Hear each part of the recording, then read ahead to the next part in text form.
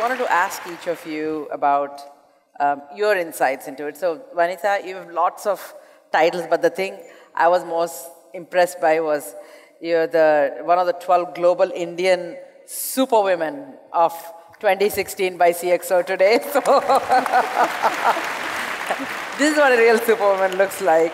And the thing is, you're not just part of IBM, you're not just the chair of IBM India, you're part of the IBM growth and transformation team that looks at the overall IBM brand and where should it go, etc. So you have an interesting aspect of globally what works as well as here what works. So as we move from a very, very industrial economy to a creative economy, what are the big trends that you see happening here, both as India as well as part of a global conversation? Okay. So first of all, Lakshmi, thank you for having us, and I think putting us up front so we could work with the time. That's a question we can talk about. So if I was to be sort of succinct about it, I think the whole digital transformation, whether you call leapfrog, whether you call pole vault, whether you call whatever it is, represents a huge opportunity for India and for Indians. If we go back and look at the IT era, which a lot of the infrastructure we are in, et cetera, were built around, India embraced the internet economy. Yes. And the pervasiveness of the internet, and has built a $150 billion industry on it. And today, if I look at the next wave of technologies, I think we believe for the next several decades, AI will be as pervasive as IT has been in every process, in every industry, in every experience, making it better, making it more efficient, making it richer.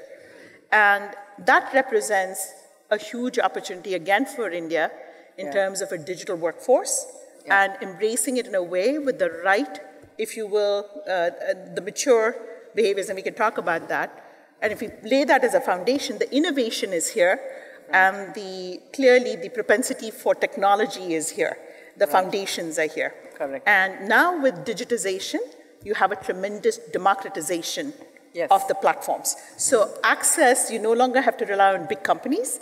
Big platforms available to very small entrepreneurs and, in fact, 15-year-olds that can build very intuitive businesses out of it. Right. So I'll pause there and we can come back and maybe talk about it soon.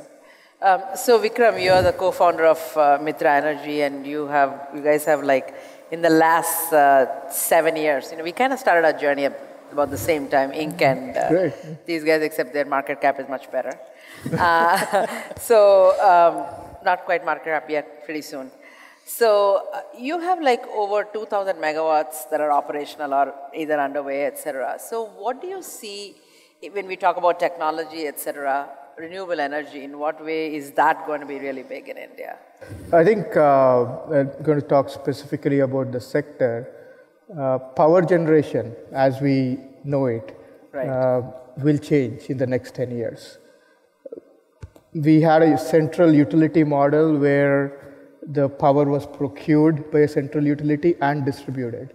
But given, I never thought I would use this word in power, given the advancement in AI, materials, data science, and analytics, and also the technology advancement in wind power and solar power, distributed generation is a reality today. As we speak, distributed generation, like solar rooftops, are replacing the gensets, if you will. Soon we'll see that solar rooftops will replace a lot more commercial power. Today's solar rooftop is much cheaper, right? So the only puzzle in this whole thing that needs to get solved is the batteries. So once the batteries cost comes down, it is not when it comes down, which probably is in about 5 years or so, then we're all going to say, why do we even need a utility? We can all generate on top of our houses or factories. We can take the kit wherever we go, and the whole model as we know it is going to get challenged. And that's going to have a tremendous impact because it's a geopolitical issue, it's a It's an issue at the fiscal deficit level. It's an issue at what happens to oil demand, what happens to cars. So it's a much, much larger issue that we're talking about. Complete shift in power and geographies. And, India spends so much money on oil imports. So if that's going to be saved, then what is it going to do with that money?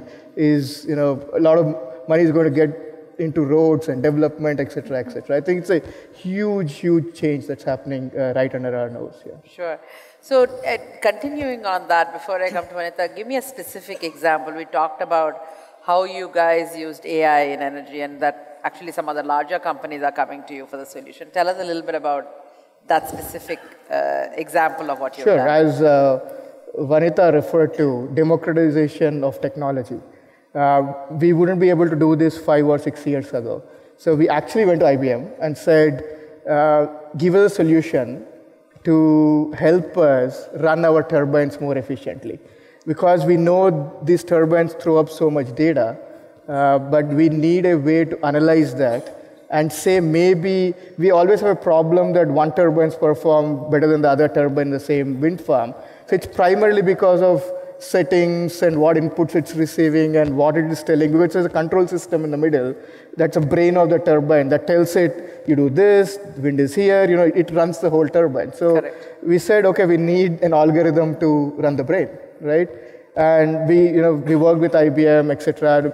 At that time we were a startup, we couldn't afford IBM, so we said we'll do it ourselves, And then in about 3 years, our guys have been able to put together an algorithm where I can monitor, run all my turbines on my mobile phone from here. So it automatically learns the settings, resets it, and ensures that it runs much better than what it was running earlier. And it's not a small impact. In an industry where we make 10% or 12% margins, we've been able to increase the revenue by about 5 or 6 or 7% using this, which is about 40-50% increase in our margins. Yeah. And so that solution, is really sought after, and a lot of large Fortune 100 companies want to use that at this point in time. So, Vanitha, to continue on that, let me pick up on that. 5 years ago, I think when our team engaged with Maitra, the IBM company hadn't bought the weather company. A year ago, we bought the weather company. And so this is the differing world that we have in. Whether you're a startup or you're an established company, everyone's going through a technology-driven transformation today because of where technology is. So, if you look at the different inputs, if my team was talking to Vikram today, it would be because the weather company now produces 250,000 base stations around the world, 50,000 flights every day that you capture atmospheric information. You can be precise to a half kilometer in terms of weather, and you can update the weather information every 15 minutes.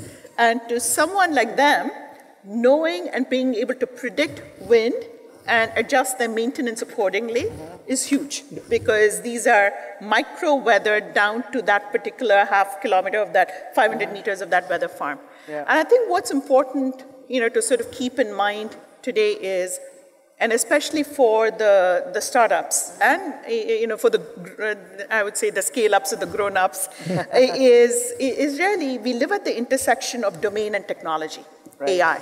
And you can solve extraordinarily large global problems. And most cases, people will solve extraordinarily local problems because they will have the insight to do so. And now you have the ability to do so. Correct. Where do you see India going? What are some of the things India must do, must happen in India for it to truly become, to embrace AI the way you're talking about? And what do you say? Like KTR said yesterday, I think we need to pole vault. I think leapfrogging is not good enough. So we've really lost the last 15 years. There are several countries that are way more advanced than what we are, whether in AI or ML. The largest patents are by Chinese companies, material science. I think if India needs to capture some part of what's going on, I think now we need to research we need to put more emphasis on biology, materials. Yes. I think that is the new sector. AI is sort of, 10 years away, but these things are like 20 years away. I think these are going to be the new Googles and new CRISPR, health. Those are the larger sectors that we need to. I think we need to have a policy while we adopt the present. I think we should be more pro future and pro, what is happening in the future. I think right now, where I stand, I don't think we're in a position to take advantage of anything that's going on. We are way behind the rest of the world. But there is an opportunity from us being maybe the biggest importer of energy to biggest exporter of energy. And it's really wonderful to sit on a stage where one of the world's oldest, and established companies and one of the newest are having a dialogue as equals, right? So that itself is a great progress. Great. So thank you so much for both of your time. Thank you for having us over. Thank you.